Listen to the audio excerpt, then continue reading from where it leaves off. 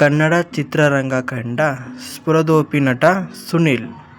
ತಮ್ಮ ಚುರುಕು ಅಭಿನಯದಿಂದ ಕನ್ನಡದಲ್ಲಿ ಹೊಸ ಚುರುಕು ಮೂಡಿಸಿದ್ದ ಸುನೀಲ್ ಕೇವಲ 30ನೇ ವಯಸ್ಸಿನಲ್ಲಿಯೇ ವಿಧಿವಶವಾಗಿದ್ದು ದುರಂತ. ಸುನೀಲ್ 90ರ ದಶಕದ ಚಾಕ್ಲೇಟ್ ಹೀರೋ ಎಂದೇ ಖ್ಯಾತಿ ಪಡೆದಿದ್ದರು.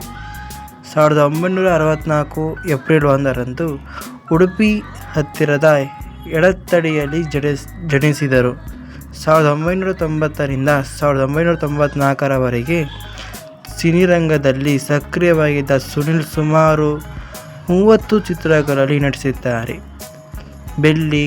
ಬೆಳ್ಳಿಕಾಲುಂಗುರ, ದಾಕ್ಷಾಯಿಣಿ, ಮಾಲಾಶ್ರೀ, ಮಾಮಾಶ್ರೀ, ಶ್ರುತಿ ಮುಂತಾದ ಹಿಟ್ ಚಿತ್ರಗಳ ಮೂಲಕ ಪ್ರಸಿದ್ಧರಾಗಿದ್ದರು. ಸಿನಿ ಪರದೆಯ ಮೇಲೆ ಸುನೀಲ್ ಮತ್ತು ಮಾಲಾಶ್ರೀ ಆ ಕಾಲದ ಫೇವರೇಟ್ ಜೋಡಿಯಾಗಿತ್ತು.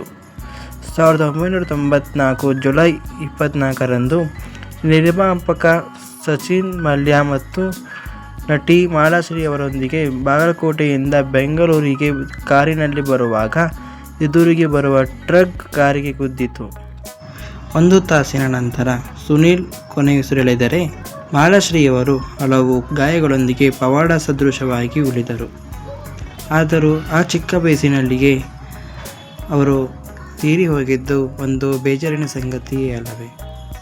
ಥ್ಯಾಂಕ್ಸ್ ಗೆಳೆಯರೇ. ಈ ವಿಡಿಯೋ ಪೂರ್ತಿಯಾಗಿ ನೋಡಿದ್ದರೆ, ಈ ವಿಡಿಯೋ ಇಷ್ಟವಾಗಿದ್ದರೆ ಒಂದು ಲೈಕ್ ಮಾಡಿ, ಹಾಗೆ ಸಬ್ಸ್ಕ್ರೈಬ್ ಮಾಡಿ.